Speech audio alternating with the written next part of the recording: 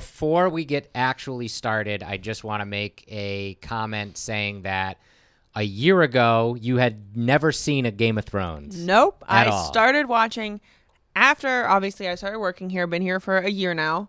And everyone here talks about Game of Thrones nonstop. Not everyone, but A lot of people. us. And I was like, I'm going to do it. I'm going to commit. And I did. And here I am. Yeah. Alive to tell the tale. So if you guys are just joining the show, this is our first ever Talking Death on Twitch, and it'll be available also on YouTube and probably Facebook, and we'll put it up everywhere. I am the Incredible Jeff. And I am the mother of content. Darn right you're the mother AKA of content. Shannon. So yeah, every single Monday after a new Game of Thrones episode, you guys can tune in right here on Twitch. And we are going to recap that episode and give some of our thoughts on how it transpired. I've been a fan of the show since season 2, so I've been living with this for years, and you have binged it, the entirety of it, in just the last year. So it's we both have a different take on this. For sure.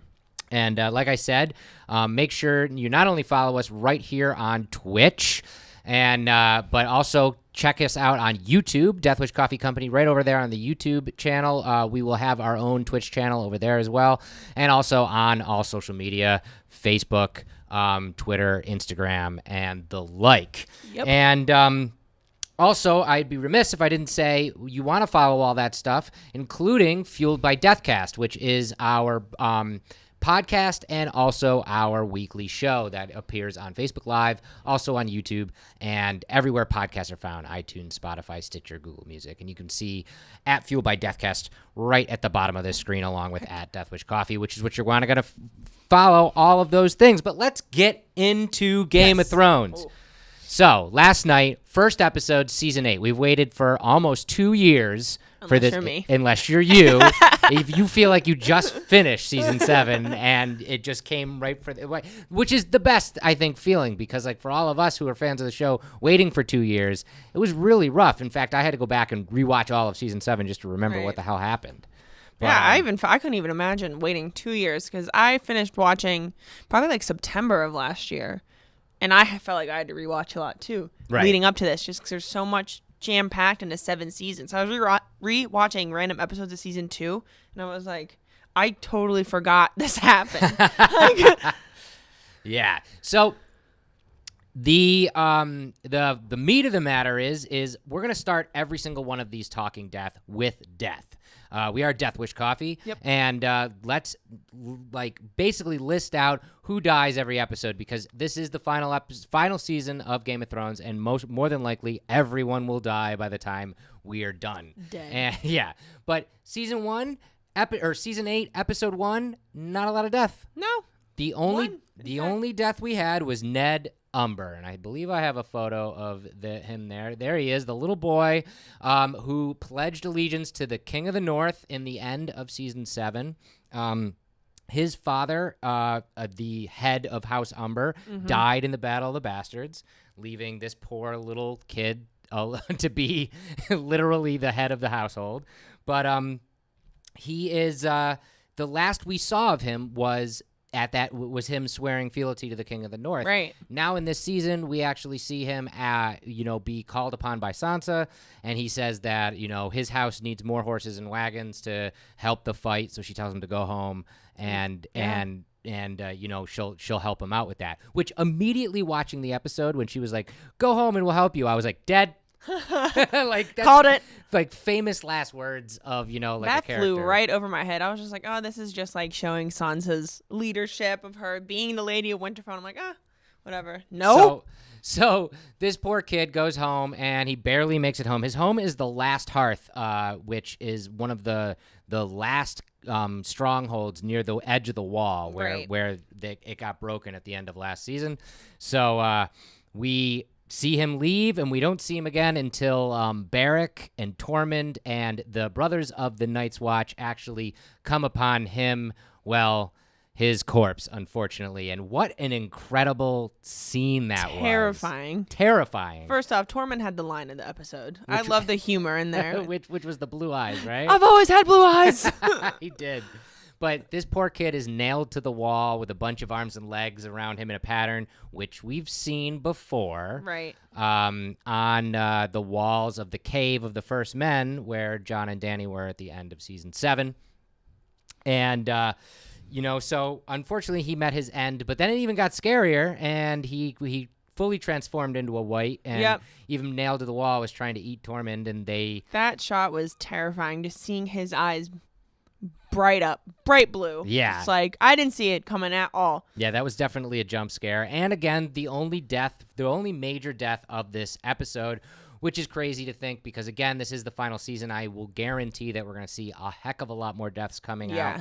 And as we'll talk about a little bit later in this episode, I feel like this was the nicest of the episodes we're going to get. Yep. Although, I do want to say, at the end of our death list here, I think everybody from House Umber is dead. Well, where'd they get all the arms from to put up there?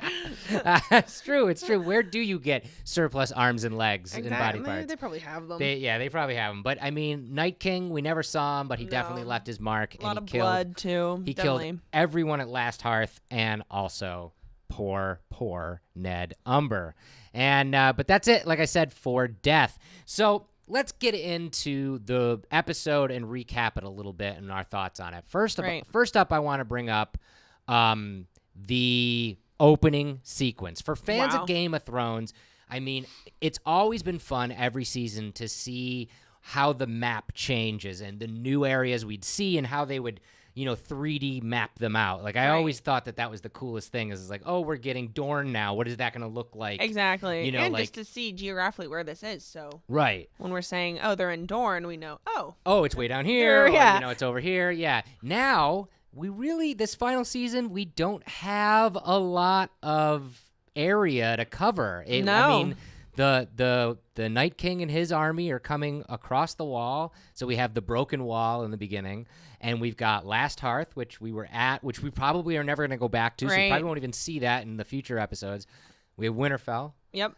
And we have King's Landing. That's about pretty much it. Everywhere else, we're not going to visit anymore because none of the major players are there. Right. So we're not going to really see anything go down on that. But I did like how in the sequence where we would normally see just the overview of like Winterfell or King's Landing or whatever, we actually went into it. We went into the crypts of Winterfell and into the throne room of King's Landing and stuff. Yeah, that was great. And just, it's crazy that how much technology has changed the past 2 years too, because I thought the graphics, even compared to like season 7, I was like, holy crap. Like, yeah, it just it was unreal. It was unreal. And I do see, if you guys are watching live on Twitch, I do see some people watching us. Thank you very much, Flanagan, Big Willie 12839 and DeGosserix9. I'll mention we are going to talk about Yar in a minute, and I love Flanagan's comment. Leave it to Game of Thrones to kill a child artistically, for sure. Nightwalkers don't mess around. They do not. Speaking of the opening of this season, basically what we got was this sprawling love letter to the first episode. Right. When King, what was his name? King Robert. Can't even remember. So long ago, when King Robert and Cersei and everybody came to Winterfell, when he originally asked Ned Stark to be his hand, and all the kids were young, so young. Arya was running around looking at the procession of the king coming in, and we get that same feeling, but with Arya now, an older, person. She's coming to her own. She's an adult, and she's watching a child with excitement and wonder climb a tree and see all of the Unsullied and John and Danny come into the opening there. And what's crazy is I don't know if you thought this, but I thought this immediately, just as a fan of like sprawling war movies, like I think Lord of the Rings or something like that. I immediately thought it was really weird that all of the Unsullied and that entire army of Dothraki were marching into Winterfell. Usually when you have a huge army, they camp outside of the keep or whatever, and just like the main players come in. That is very true. And Sansa brought it up later in the episode. She was like, how the hell am I supposed to feed all of these people with plus more coming? Dragons? Right. Like, what am I supposed to do with that? That's a good point. It was an I don't oversight. know, 'cause it seemed like where Arya was standing and where some others were standing seemed like it was a little bit away from like the core of Winterfell. So maybe they were just marching. I remember seeing the campsite right outside the gates a little bit later in the episode, but yeah. It was odd. It was odd. I didn't even think about food until she said it too. I was like, oh, that's something that I've never really thought about on the show. Right? Right. But this scene was really just a big build up to exactly what we knew was going to come from the first episode after leaving season 7, which was, of course, the meeting of Jon and Dany and Sansa and Bran, who's not really Bran. He's the he's the creepy staring dude who stares in the at whole everybody. episode. But so it was good. Very cold between Sansa and Dany. Very, very cold. And I thought that was something that was pretty interesting to see. And I know you want to comment on this too. Poor Brianna Tarth is standing back there and doesn't even get a line, my girl, I love her so. I was so excited to see what she had to say because last time we saw her, she's like being a badass, of course, telling Jaime to talk to Cersei, telling him like basically get your crap together because we have White Walkers coming down to kill us. And then this episode, just like, no, she's just silent in the background, and I love her so much. Her and Podrick are both silent in the background, and that makes me sad. Because if you guys have seen the trailer for this season, there is a very telling moment where an army is definitely, amassing as a front line, and at that front line is Brienne and Podrick, and I'm just like, oh, that's not does not look like it's going to be a good time for anybody. But also, we saw Arya and Sansa see dragons for the first time, right? Which was pretty awesome, especially because Arya used to talk about it when she was a kid, dragon riders, and was very, very enamored with that kind of thing. So we never got, and we'll talk about all of the reunions we got, but we never got Arya meeting Daenerys yet. So that's a good point. Very curious if we're ever going to get that. But this whole scene was definitely punctuated by what we were all thinking. What Bran said was, we don't have time for any of this. Yeah. There's a zombie ice dragon and a whole mess of zombies coming our way. We have to fight this. Which nobody was like, meh. Everybody was like, like, okay, cool. Like the creepy kid in the corner is telling us to, worry about it. But I feel like that was like us as a viewership being like, I don't care, about all the pomp and circumstance and all that stuff. Like it was cool to see like Jon and Arya reconnect after season or the first episode. Really. Same with Bran and Jon, even though Bran's not really Bran, but it was kind of just like, okay, where are the White Walkers? Let's get there. So let's get into some of these reunions. And again, I'm gonna just say it. I think this entire episode was meh because I feel like it was fan service. I feel like they wanted to get out of the way all the things that we've been waiting 2 years to see. Even more when you're talking about people who haven't seen each other since season 1. Like they're gonna okay, we need to get all these story points out of the way before we start killing all your favorite characters. I was gonna say, gotta have some, heartfelt moments before everyone is literally killed off. So I guess you could say that this episode was a lot of fun, quote unquote, for some of that. But some of these reunions were a little bit more tense than others. And first up was the reunion of Arya and the Hound. I mean, literally called her a cold bitch, which I thought was really great. Very Hound-like. Very Hound-like. But I mean, she left him to die. Right. It was the last time he's seen her. And, Brienne, he saw Brienne in the end of season 7. And she told him that Arya was alive and okay, and he was happy about that. And you actually see a smile on his face, like when he gets to talk to Arya, but she's definitely like not having his shit. For a split second, I was like, please don't hug, please don't hug, please don't hug. Because I thought there was going to be a hug there, and I was like, that's so out of character for both of them. And I was so happy when it didn't happen. That was right before he called her a cold bitch, and I was like, there's the Hound. Right, there's the Hound. So that was a good one, it definitely seeing that happen. So in that same sequence, we not only see Arya see the Hound, but she also sees Gendry for the first time in forever since he rode away to nowhere. And were they flirting? They were flirting. They were flirting. I mean, they definitely were flirting, there was some tension. I gotta say, I'm happy with Arya's arc, and she's not full on no one. Right. I'm glad she retained her Arya-ness, because Bran is annoying, as just I'm the three-eyed raven and that's all I am now. Sitting there staring at everyone in Winterfell. Yeah, I like that Arya still has some of her humanity, and it was nice seeing her kind of flirt with Gendry there. But the thing is this is the big one. This weapon, this schematic that she hands to Gendry and is like, I need you to make this for me. What is it? It looks like a bazooka or something. I don't know. Is it a staff that comes apart in two? Definitely says dragon glass up at the top there, so that bladed part, or at least that arrow type part, is that. But I mean, is it going to fire like a bazooka, or is it going to be like a staff that breaks in two? She can have two kind of things. I don't know, because we're so used to seeing her with a sword that seeing her with any other kind of weapon is kind of weird. Yeah, you know. Spear launcher with a dragon glass. I agree with you, DeGrasser. It's X9. I think that's kind of what it's going to be. Right. Is something that we can see kind of from a long distance, but also a short. Because she has two short distance weapons. Mm-hmm. It makes sense for her to have some sort of long distance weapons. Even though we did see in the trailer for next week's episode, which we'll talk about at the end here, she's wielding a bow and arrow again. So that's something. Yeah, that is true. Which she was good at as well. And finally, on the whole Arya, deal, she meets up, like you said before, she meets up with Jon. Yeah. For the first time since season 1, and it's a great sequence, one of the best of the episode, I believe. Right. Because we as fans really wanted that to happen. They were happy to see each other. They both showed each other their swords, which was really cool. And but she fought for her family. That was tense. That was so tense. And I was talking about this earlier, just seeing Arya's character development with her feelings towards Sansa. Because when they were kids, they fought like sisters. And it was like, oh, I don't want to listen to you. And now she's defending Sansa's leadership, saying, like, she's the smartest person I've ever known. Like, when Jon tries to say that, oh, Sansa knows everything.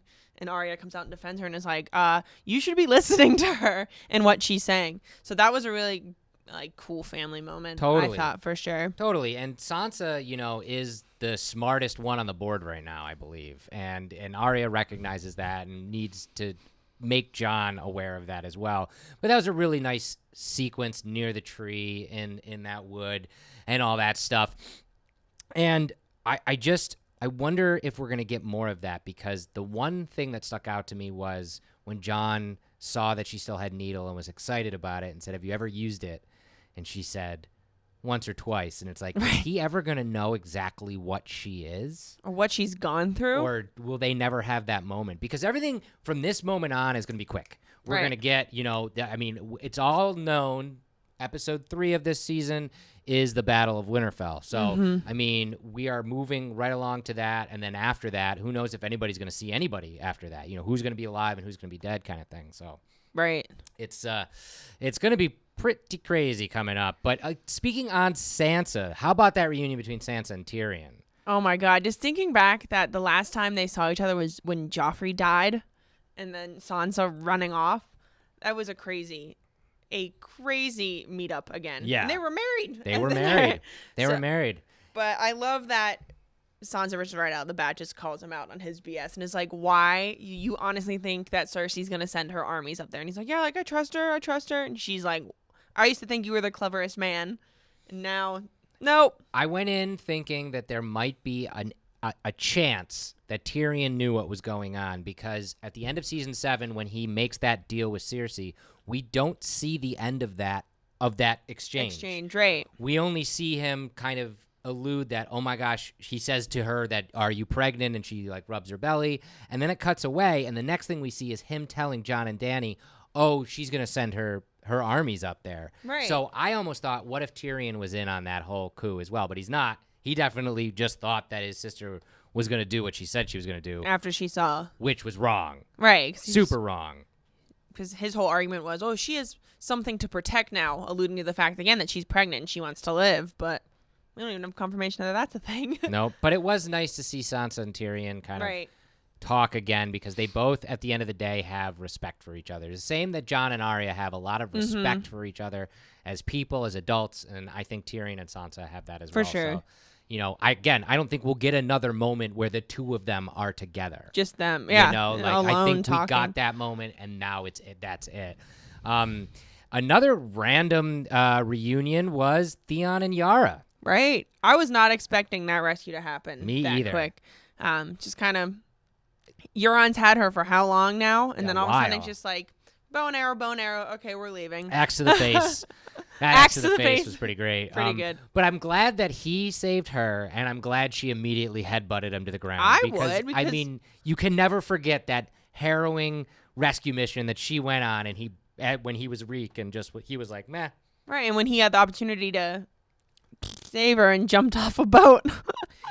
But the big question of this sequence is this the last time we see Yara? Yara is definitely going to the Iron Islands to reclaim her homeland, and she basically says to Theon, we can basically wall up there.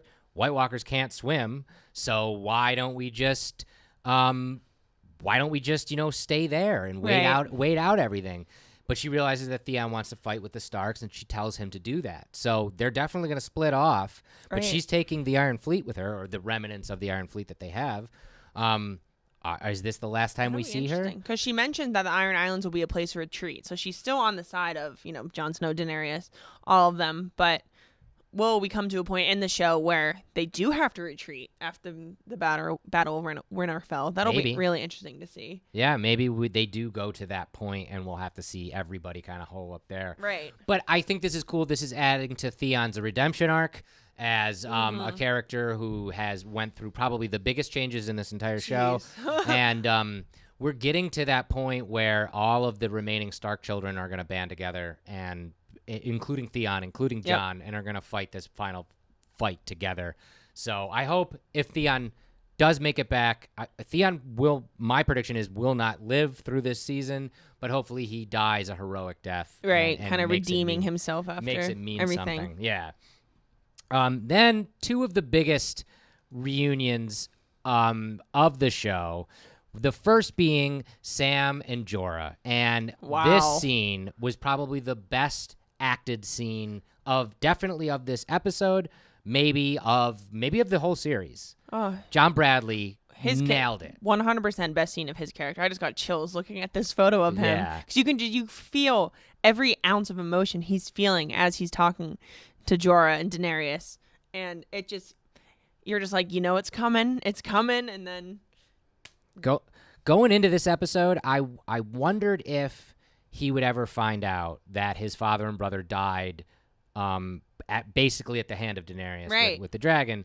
And I even thinking, maybe he will find that out, I thought maybe it would come from Jon, or maybe it would come from Tyrion or something like that. I had no idea that literally Dany was going to tell him that. On their first meeting. Incredible. But Incredible.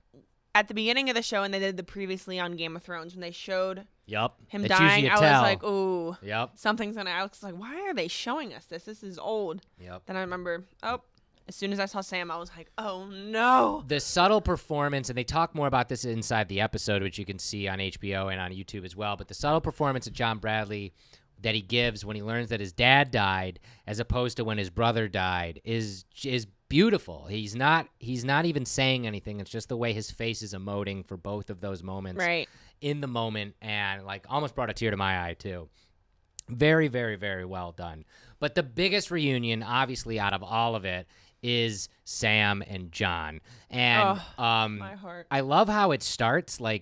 Jon is in the crypts looking at Ned Stark's, tomb and kind of reminiscing, and you just hear this crash behind him, and Sam kind of trips over himself into the scene, and it's endearing because that was their dynamic at the wall. We saw old Jon, old Sam. Yeah, and I really, really thought they handled this very well. Although I have to say, it's a little weird that Jon just took it. He didn't fight it when Sam was like, this is your mom, this is your dad, this is who you are a Targaryen, this is who you are. He was just he was more concerned that Ned lied to him, than the actuality of that happening. Right. I don't know if it was shell shock, or he's standing at the crypt of what he thought was his father, then all of a sudden turns around and finds out that's not your dad buried there. Yeah. I don't know. That meme you saw today. Yes, I did see a meme today. Thank you, Twitter, about how the last time we saw Ned and Jon together, Ned said that when I see you next, we'll sit down and we'll talk about your mother. At that point, we thought he was talking about the woman that Ned had a baby with. Right. So fans picked up on the fact that, Ned was there when he found out about his mother, but he just wasn't the one giving him the news. Like, he was in the crypt. John was standing in front of the crypt, basically, having that personal connection again with his father, and then Sam comes in and breaks it up. So I love this show for like the subtle intricacies of the show. Subtle intricate stuff like that. I think it's really cool. Right. But the other thing is okay, so Sam knows this for sure because he read it in a bunch of books. Right. Bran knows it because, as Sam said, Bran has his Bran thing. That was a great description of that too. I was like, and that's so great. He knows it, and now John knows it. What's Well, next? he believes it, right? How do you convince anybody else, especially Dany? How do you convince them that this is the actual lineage of this character? Right. Without it coming off as like, oh, you want to rule the throne. Like, you're trying. I love the ways around line. me. I love the line that Sam says at the end that says, you gave up your crown to save your people. Would she do the same? And right. I think the answer is no, because she's been singular on being this ruler for so long. Even though knowing that John is the rightful heir to the throne, and it would flip-flop their dynamic and thus make everybody in the North follow them much more because John would be in charge. Nothing works that easy in Game of Thrones ever. So we'll see. We'll see if that's how that's going to play out, but I think it's going to definitely create a lot of rifts. For sure. For sure. So other stuff that happened in this episode, all of the stuff at King's Landing. First of all, I love this shot of Cersei in the mountain because she's standing in front of the candelabra and it looks like she's on fire, which is awesome. It's harkening back to the Mad King. It's harkening back to all that kind of stuff. Very subtle little moment. Intricate. Yep, in that scene. But I personally didn't like anything at King's Landing because we didn't get any new information. No. Cersei is still a bitch. The Mountain is still a zombie. Qyburn is still this manipulating, weirdo, weird mad scientist. And Euron is still an arrogant asshole. Oh, man, I hate Euron. The only difference we got was that he said he was going to sleep with the queen, and he did. I was so mad about that because I was like, don't let him, I hate Cersei as much as the next person, but I was like, I love how she stuck to her guns about we'll talk after the war has ended. Right. And she's like, we'll talk then. And then all of a sudden she turns around and is just like, eh. It's like, no. I know. It was just weird. And then the line at the end there where he says, I'm going to put a prince in your belly. Oh. So it brings up that question yet again. Is she pregnant? Cersei actually pregnant? Or she never said it. Tyrion said it. She never said it. And she was drinking again, too. Which, whatever. Back then, who knows, But that was one of the big tells from the Tyrion scene was that she wasn't drinking wine. Right. So, what are we getting from that? Which could potentially open a can of worms on if she is pregnant. Is it Jaime's baby or is it Euron's baby? Right. And that's going to open up a whole myriad of its own issues. The only new character we got from this was Captain Strickland, who is the head of the Golden Company, which is the sellswords that Euron went to go grab. And Cersei has now this new army, sans elephants, that she wanted. I was like, elephants? Not like elephants are going to help, really. But we haven't seen elephants at all. Yeah. I don't know. But the one thing, from the books that I've heard about Captain Strickland is because he is the head of the Golden Company, is rumored to have the other fabled Valyrian steel sword. Oh, so that might come into play because right now we only know about the one Brienne has, the one Jon has, the one Samwell has, the knife that Arya has, and is that it? I think so. I think that's it that we know of with Valyrian steel. And so if we get another one on the board, that's another White Walker killer, you know, so we'll see. Again, going back to the Jon and Arya thing, I was surprised that Arya didn't show him that knife. Oh, yeah. It was interesting. It was interesting. But the other thing we get from King's Landing, the last little bit there, was we get we check in with Bronn, who's my favorite character. I hope he lives through everything. And unfortunately, he is now tasked to hunt down Jaime and Tyrion and kill them with the same crossbow that Tyrion used to kill Tywin. And I don't think it's going to happen. I don't think so either. I think that'd be a mistake if that's how Tyrion or Jaime went out. I think Bronn, all he wants is fame and a castle and a wife. And I think he knows that Cersei's no good, and it doesn't matter if he does her bidding or not. And I feel like he's just gonna he'll probably find them and maybe fight alongside them. That's what I'm thinking. So last time we saw Bronn and Tyrion too is their same banter of kind of like, oh, it was like, I'm gonna give you shit, but it's really nice to see you type thing. And I don't think that Bronn will be able to do that. And a lot of comments on Twitch right now saying that gold motivates him more than anything, and I totally agree with that as well. He at the end of the day, he is the perfect mercenary. Like doesn't matter what, he'll just he's in it for the reward. And another couple little last bits about this episode, the dragon ride. Okay, we knew that each episode this season has like $1.5 million budget or something like that. Yeah, something crazy, unheard of per episode. So obviously the CGI of these dragons and this dragon ride looked great. It looked phenomenal. Other than the close-ups, whenever you see Jon or Daenerys like holding onto the back of a dragon, it never looks real because it's not real. Yeah. I mean, they do their fake best. That. But them flying through the trees and the mountains and stuff, that looked really good. But I don't know about you. I thought it was fantasy light. I thought you actually commented it was like How to Train Your Dragon. Yeah, I just got a real like hiccup and toothless vibe. Yeah, there, and I was like, this is cool, but again, I think that was more fan service of like people were like, I want to see Jon Snow ride a dragon. Yeah, but the biggest thing for me that was the bad part about this is we should have gotten Jon Snow riding the dragon after it was revealed to him that he was a Targaryen.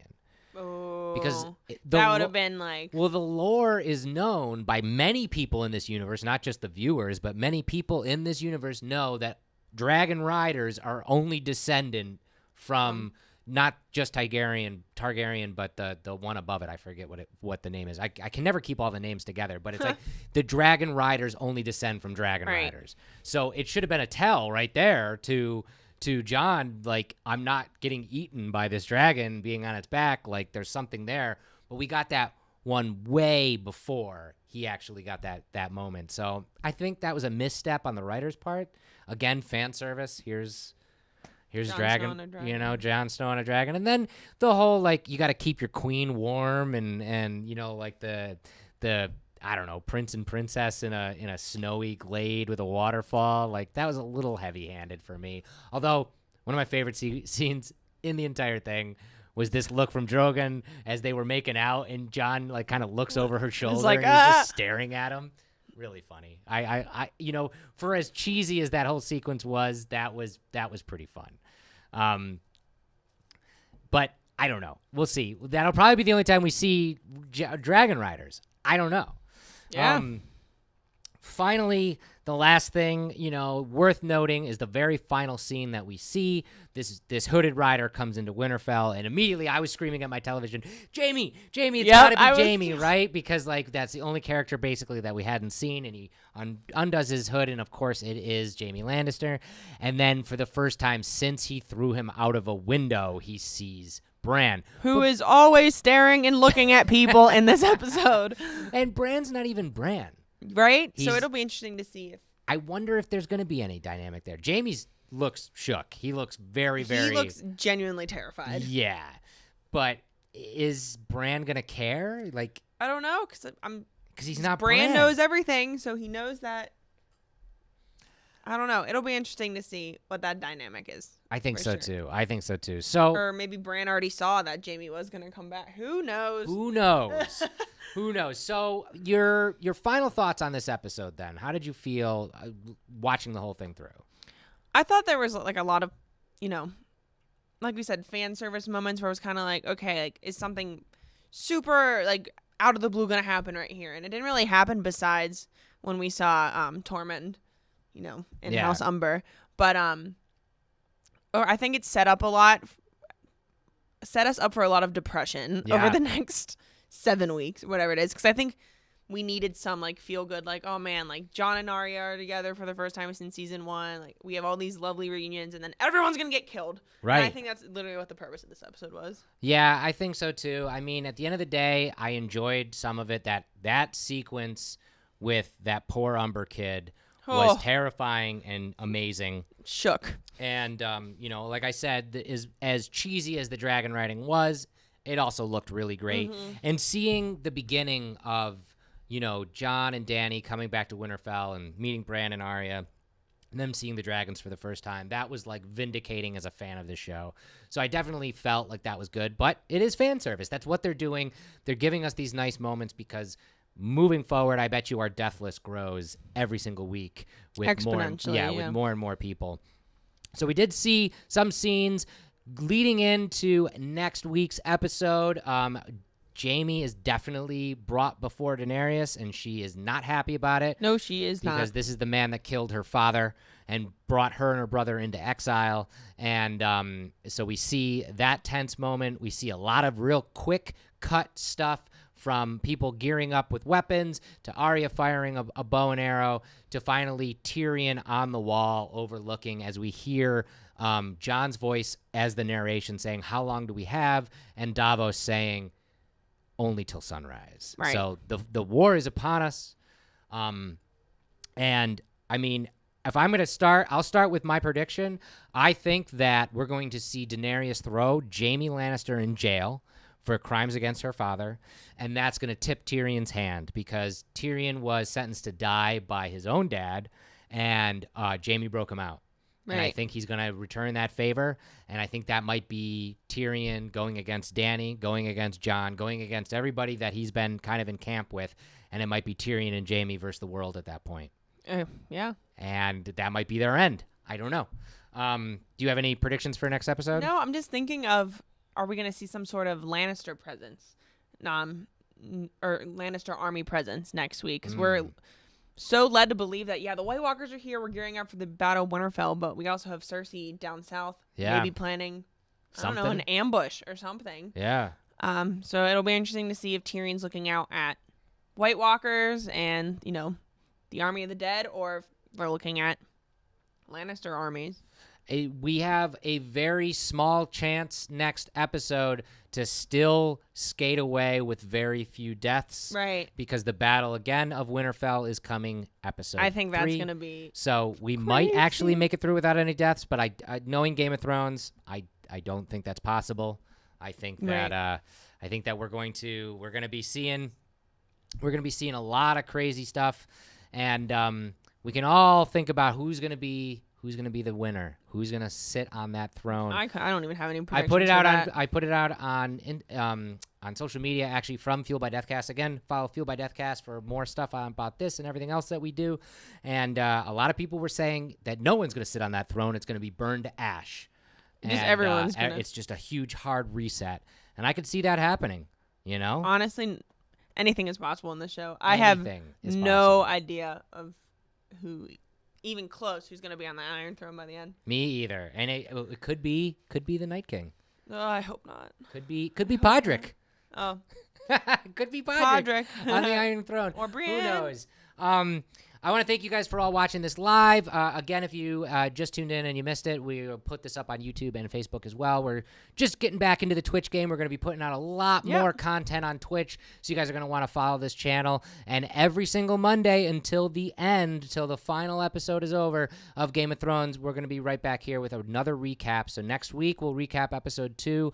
And the more people we get, I've seen a lot of comments and stuff like that. Maybe we'll start to do some giveaways or some contests or something like that, too, from Deathwish Coffee. So thanks again, guys. Thank you. And we'll see you later. Bye. Bye.